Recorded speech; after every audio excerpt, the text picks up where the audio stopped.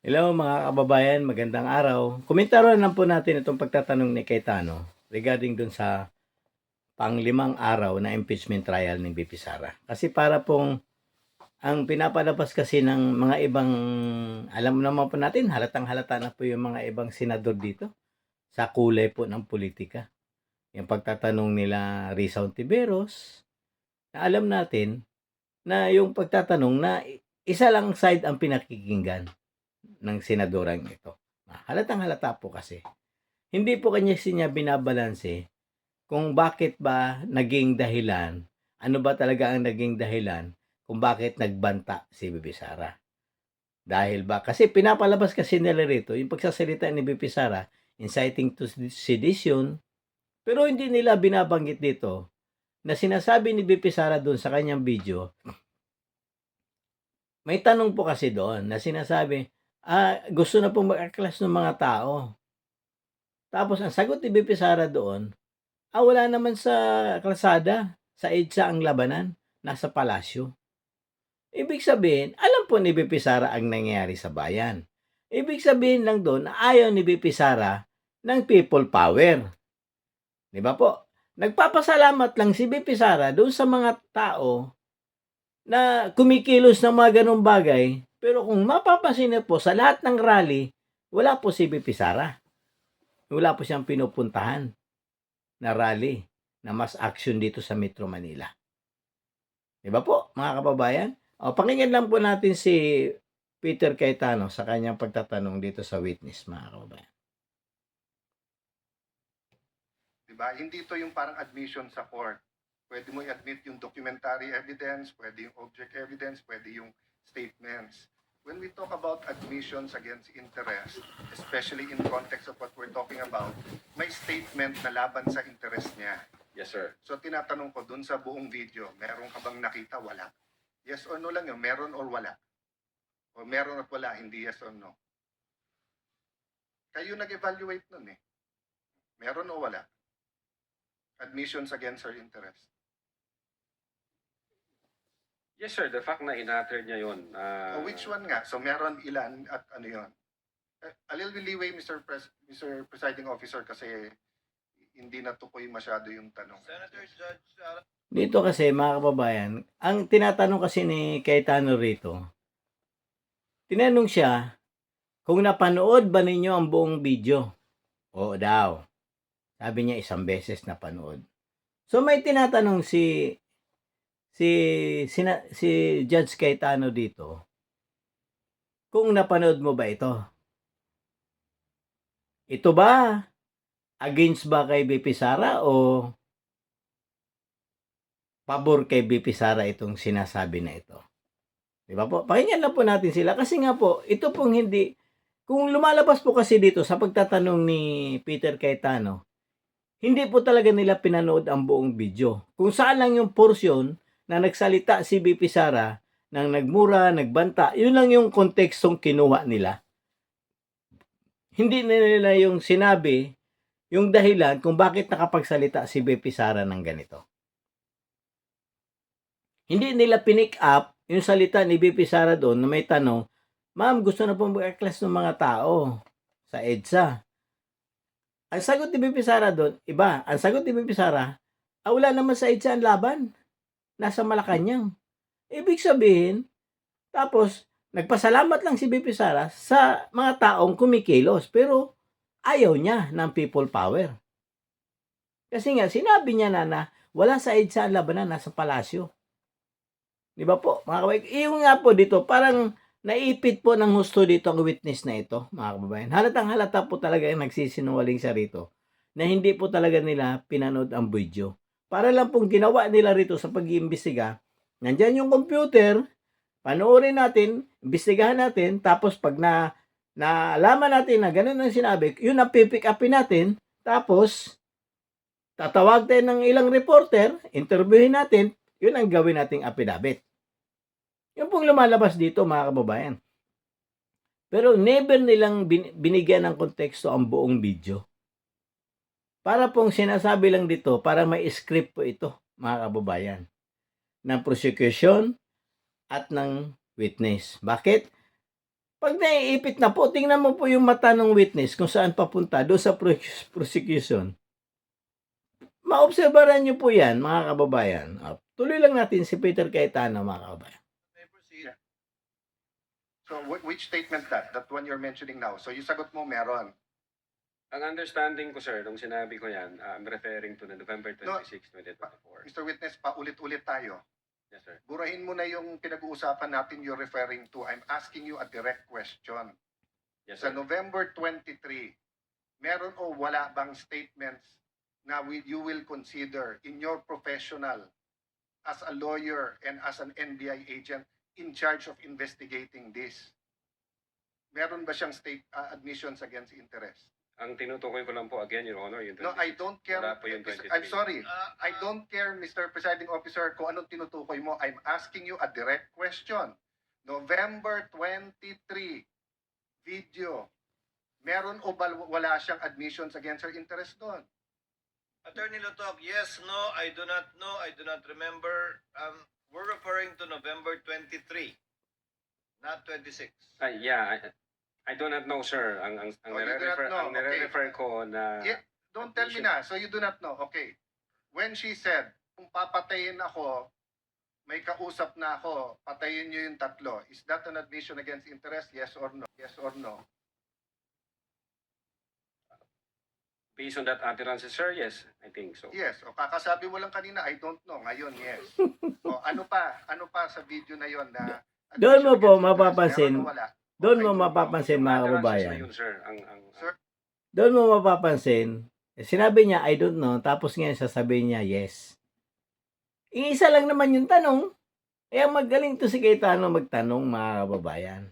Kung paano niya paikot-ikutin itong witness niya, mga kababayan.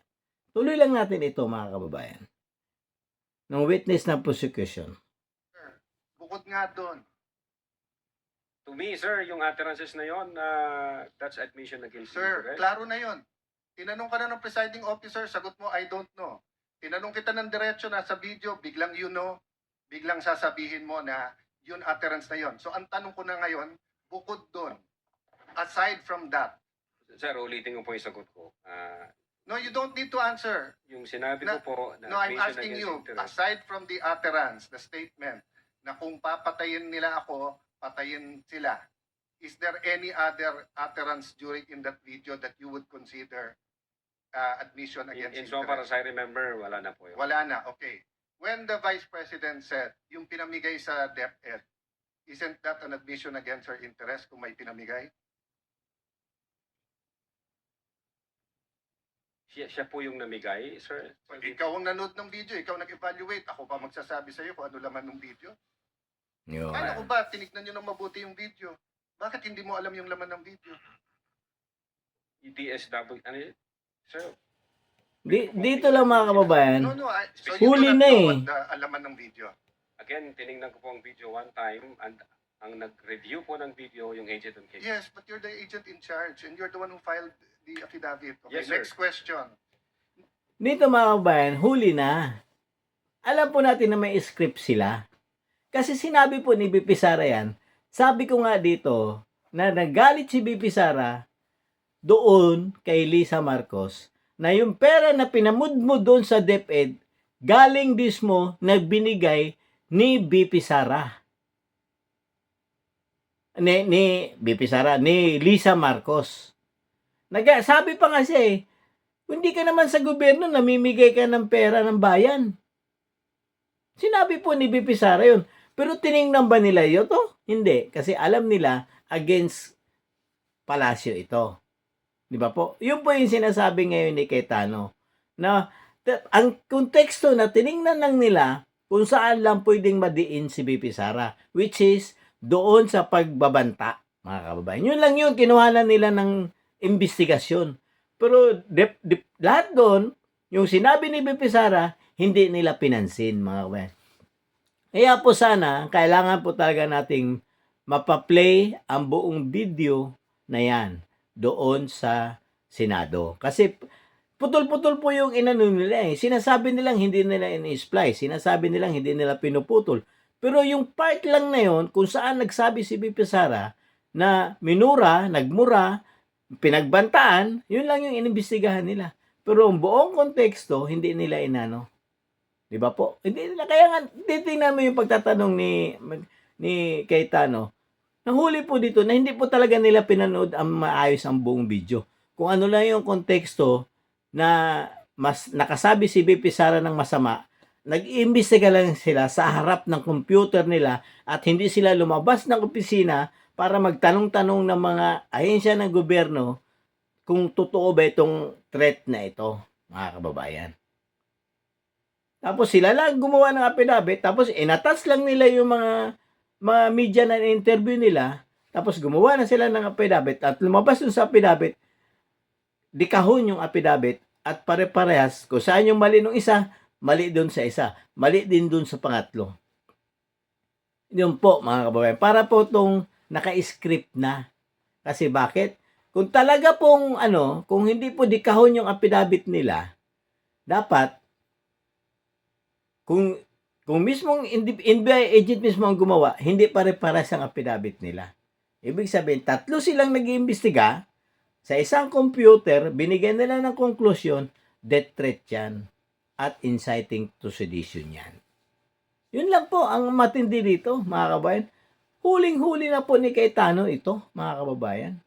Kung paano nagsisinungaling itong witness na ito.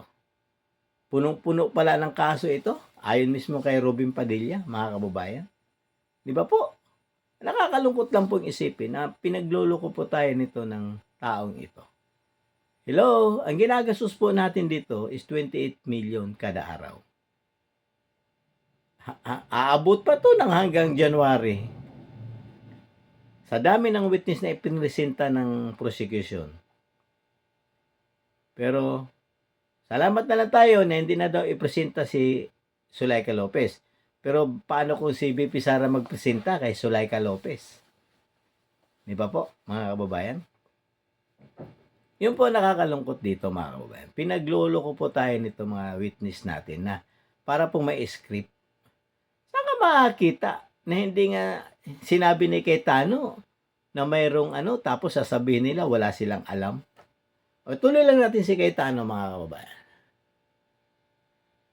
Nung sinabing mag-people power, tapos ang sinabi niya, hindi yun yung solusyon. O kung nag-people power, sino magiging presidente? Kung Siya, nag-people power at mawawala ang Pangulong Marcos, sino magiging presidente? siya, sir. So hindi ba admission against her interest din? Siguro sa interest niya maging presidente. Pero ang sinabi niya, what? I think so, sir. Okay. So I mentioned 3. So my next question, when you have an admission against interest, do you take the whole admission or you can cut it up into parts?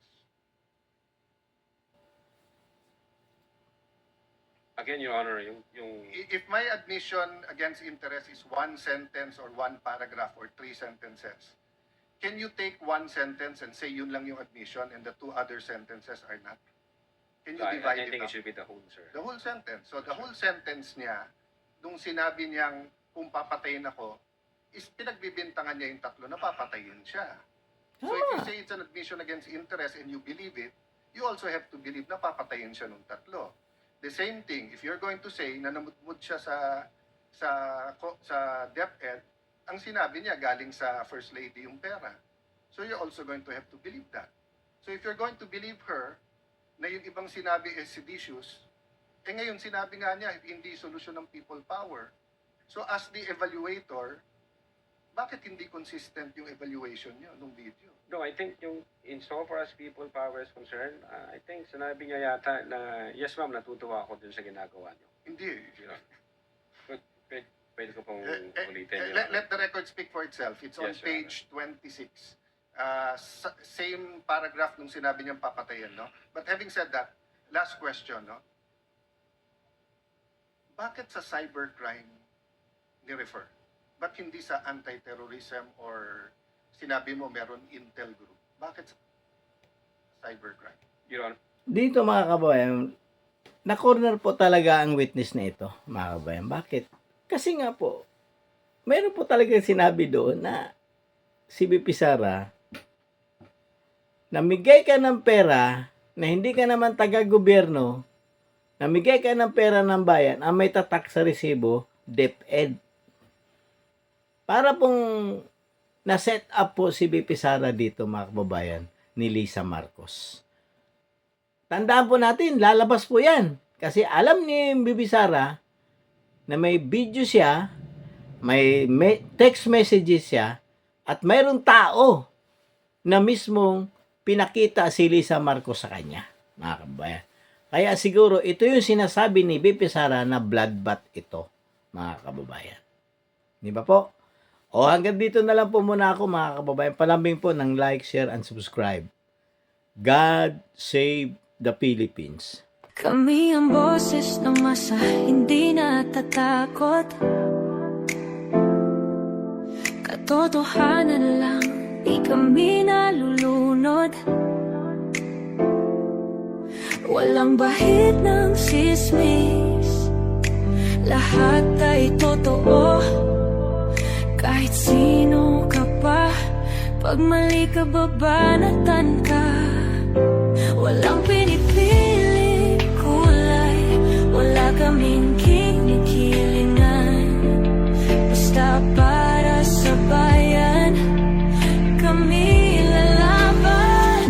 Pagdama palakpakan, pag mali banatan. Di matitinag, di matatakot, para sa bayan tuloy ang sigaw. Sa harap ng kamera, walang halong takot. Mga baluktot, lahat kayo'y tutumba. Ang hustisya at